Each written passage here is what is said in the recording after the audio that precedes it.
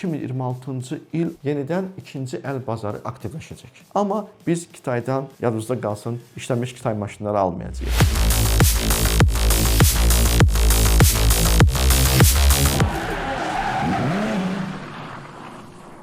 Dostlar, sizi yenidən salamlayıram. Maraqlı bir il keçirdik, 2025-ci il. İndi isə 2026-cı ilə keçirik inşallah. İlk öncə sizi Dünya Azərbaycanlıları Həmrəyliyi günü münasibətilə təbrik edirəm və eyni zamanda yeni ilinizi təbrik edirəm. İnşallah hər şey 2026-cı ildə ürəyinizcə olar. 2025-ci ildə müxtəlif yeniliklər oldu, müxtəlif dəyişikliklər oldu. İstəyirəm onları qısaca bir sadalayım və 2026-dakı gözləntilərimi sizinlə paylaşım. Dostlar, 2025-ci ildə mən axırıncı dəfə videomu dayandıranda demişdim ki, müxtəlif dəyişikliklər olacaq və bu dəyişikliklərin əsasında sizə 2026-cı ildəki avtomobil bazarı haqqında məlumat verəcəm. İndi gəlin bir-bir yadımıza salaq və dəyişiklikləri sadalayaq. İlk öncə 2025-ci ildə taksilər limitləndi. Bu bazara çox güclü təsir eləyir. Yəni taksi sayında məhdudiyyət qoyuldu. İkinci, 2025-ci ildə əlavə dəyər vergisi və gömrük güzəştləri ləğv edildi. Yəni idxalatda bizə olunan gömrük güzəştləri, hansı ki biz ƏDV-dən azad idik, həm idxalda, həm satışda, o da ləğv edildi. Bundan sonra 2026-cı ilin yanvarın 1-dən avtomobillər artıq əvvəlki formada yenidən idxal ediləcək. Üçüncü bir məsələ, Kitay öz ixracatını, belə deyək, limitləndirdi. Müəyyən çərçivəyə saldı və bu da bir növ hər kəs üçün avtomobili idxal eləmək məsələsini və eyni zamanda ixrac eləmək məsələsini əlçatanlığını aradan qaldırdı və nəticədə o əvvəlki küllü miqdarda o təkliflərin qarşısı alındı. Yəni Kitay eksportunda dəyişikliklər etdi. Dördüncü məsələ, bizim idxalatımızda 7 ildən yaşı böyük olan avtomobillərə əlavə rüsum tətbiq edildi, əlavə ödənişlər tətbiq edildi. Bu nə deməkdir? Bu o deməkdir ki, əgər ki siz ili köhnə avtomobil idxal etmək istəsəniz, 2026-cı ilin yanvarın 1-dən etibarən o zaman əvvəlki illərə nəzərən nisbətən daha çox ödəniş edəcəksiniz. Yəni bu da bir əlavə edildi bizim 2026-cı il dəyişikliklərimizə. 5-ci dəyişiklik ən maraqlı dəyişikliklərdən biridir ki, Vergilər Nazirliyi tərəfindən belə bir şey anons olundu ki, və yaxud da ki, bu xidmət tərəfindən belə bir şey anons olundu ki, ən azından bu mətbuatda belə yayıldı ki, işlənmiş avtomobilin ölkə daxilində alış-verişindən, alqı-satqısından vergi tətbiq olunacaq. Bu nə deməkdir? Bu o deməkdir ki, məsəl üçün əvvəllər bu lorridə desək alverçilər var idi, internetdə yolun qırağında maşın satırdıq, nə bilim salon dediyimiz şey bəzən var idi ki, Davernusdan alqı-satqı eləyirdi. Bu çox vaxt vergiyə cəlb olunmurdu. Yəni almışam 5000 manata, satmışam 5500 manata. Bunu dəqiqləşdirmirdilər. Çünki bunu tutmaq çox çətin idi. Avtomobil bazarı var, onlayn xidmətlər var.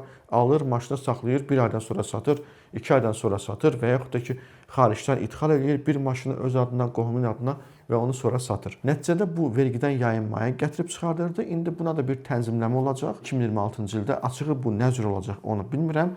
Amma buna da bir tənzimləmə olacaq və bu da avtomobil sahəsində ciddi dəyişikliklərə gətirib çıxaracaq.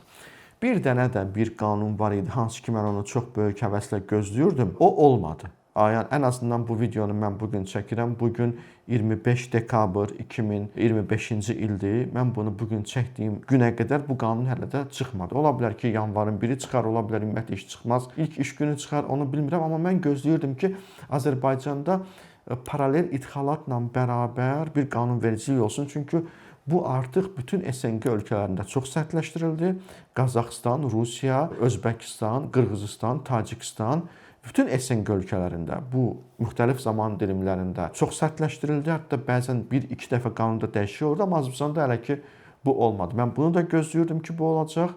Və buna da bir tənzimləmə gələcək, amma bu olmadı. Bəlkə də mən yenə deyirəm 25 dekabrda indi bəlkə sonra olacaq bu, onu deyə bilmərəm. Sadəcə sizə zamanı bildirirəm. Çünki bu çox vacib bir məqamdır. Çünki avtomobillərin vergiləndirilməsi, avtomobillərin idarə olunması, avtomobillərin texniki vəziyyəti, müştərinin haqqları, ondan sonra distributorun haqqları və digər bir sıra iqtisadi şərtlərin yerinə yetirilməsi üçün bu çox vacib bir faktor idi. Bu olmadı. Nəyəsə görə olmadı, amma ola bilər ki, buna bənzər şərtlər qoyulsun. bənzər şərtlər. Onu açığı bilmirəm. Bu ola bilər ki, normativ aktlar olsun, bu ola bilər. Məsəl üçün desinlər ki, əgər bir adam avtomobil satırsa, məsəl üçün, onun mütləq qaydada adresi olmalıdır. Bəs başqa cür nə cür vergiləndirsinlər bunu? Adresi olsun ki, geçsinlər, baxsınlar, görsünlər bu nə qədər maşını var. Və yaxud da belə xüsusi bir platforma kimi bir şey qurulsun. Hər kəs öz aldığı avtomobili ora qeyd eləsin, aldığı qiymətlə. Ondan sonra satanda da yenidən bildirsin ki, mən bu maşını satdım və o sənədləri təzədən o platforma üzərindən qeydiyyata alsın ki, hə, bu maşını satdım, bu qiyməti və buna əsasən mənim gəlirim oldu, mən buna əsasən vergimi bildirirəm. Yəni bu biraz qarışıq bir mövzudur. Ona görə də 2026-cı il avtomobil alqı-satqısı məncə qarışıq olacaq. Yəni bu mənim ilk düşüncəmdir. Digər bir məsələ avtomobil alqı-satqısında bu Kitayın elədiyi dəyişiklik. Kitay nə etdi? Birinci onu sizə izah edeyim. Kitay götürdü, eksportu lisenziyalaşdırdı. Yəni bundan sonra hər kəs avtomobil sata bilməz Kitayda. Yalnız qeydiyyatdan keçmiş haqq sahibləri bunu eləyə biləcək. Bunun üçün də 1. istehsalçı olmalısan, 2. istehsalçıdan icazə almalısan, 3. satdığın ölkədə müəyyən şərtləri yerinə yetirməlisən. Bu şərtlər nədir?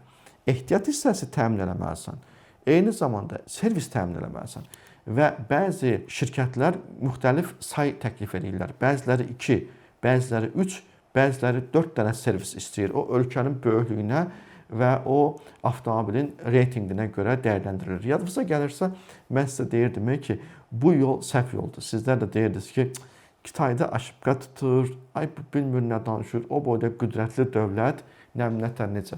Gördünüz nə oldu? Hətta Kitay mən deyənə gəldi çıxdı. Nəyə görə? İndi nə deyir bu Kitay? Deyir ki, sənə eksport lisenziyası verirəm, amma bir şərtlə. Zapçast və servisi orqanizə edəcəksən. Düzdür, bugün də mən baxıram indi nətər o lisenziyanı verirlər Kitayda. Genə də bu sadəcə kağız üzərindədir.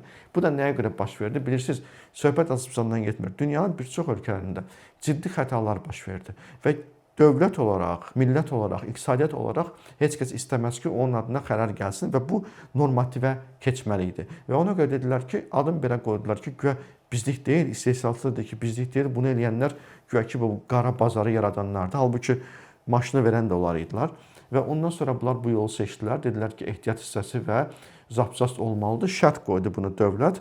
İndi də o sadəcə kağız üzərində bunu eləyəcəklər. Mən belə görürəm bugün üçün. Kağız üzərində eləyəcəklər ki, hə, elədik və 3 dənə servisi verdilər. Zapçast da bizdən alırlar. Biz artıq açığıq. Buyurun, alın. Buyurun, bu sənədləri götürün. Amma bu istər-istəməz bizə təsir edəcək.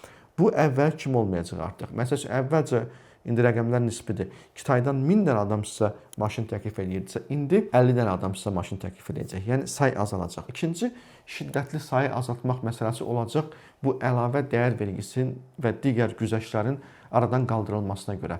Düşünün ki, biz nəyə görə alırdıq maşını Kitaydan? Biz ona görə alırdıq maşını Kitaydan ki, ucuz idi, əlçatan idi.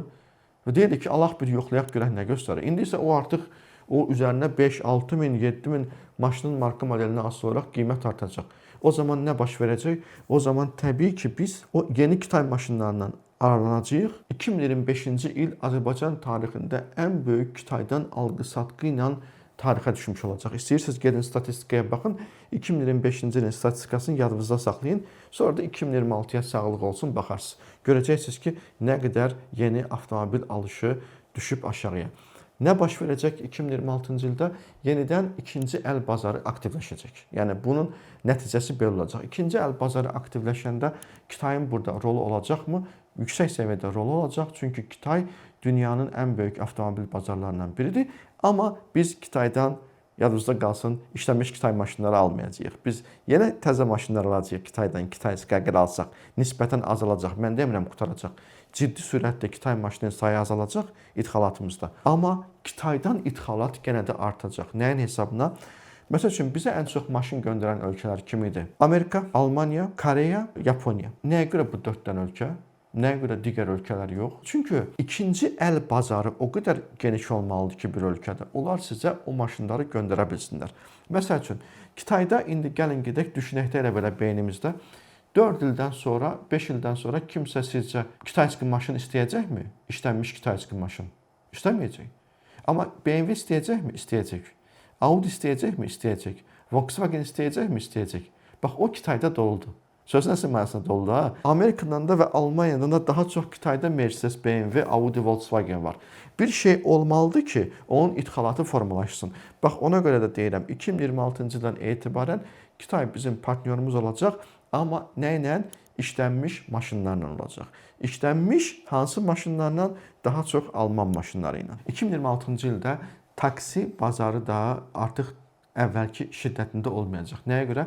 Artıq istər-istəməz 2025-ci ildə kütləvi şəkildə maşınlar yeniləndi. Artıq öz o müəyyən sənədlərini düzəldənlər düzəltdi və ən ucuz gömrük dəstəyi, dövlət dəstəyi ilə alınan maşınlarla bazarı doldurdular. Bundan sonraki etapda artıq təbii ki, taksi bazarı hər zaman maşın istəyir, amma yenə də qayıdacağıq əvvəlki dövrlərə. O maşın alverçiləri var idi. Mənə yazırdılar ki, qardaş nə olacaq bizim axırımız, nə olacaq bizim axırımız? Mən deyirəm, səbr edin, 2026-da yaxşı olacaq. Baxın, bax 2026 dediyim vaxt gəldi çatdı inşallah. Yenə də biz qayıdacağıq 2-3 illik maşınlara. Nəyə görə? Çünki 7 ilə yuxarı olan maşını gətirmək sərf eləmir. Təzə maşını gətirmək sərf eləmir, çünki artıq bu güzəşt yoxdur. Qalırıq harda? 2-5 yaş arası avtomobil bazarındakı avtomobillər idxalatda daha da canlılıq göstərəcək. Ümumi birləşdirsək, 2026-cı ilə mən Kitay maşınlarının, yeni Kitay maşınlarının şiddətli azalması ili və işlənmiş avtomobil bazarının yenidən şiddətlənməsi ili kimi görürəm. Əlavə o saydığım o bəzi hələ çıxmayan qanunlar bu işə biraz təsir göstərə bilər. Onu da əgər qanun çıxsa, onu da inşallah zamanla şərh edib sizə bildirəcəm. Hələlik ki bu qədər. 2026 inşallah hamımız üçün uğurlu olsun. Sağ olun.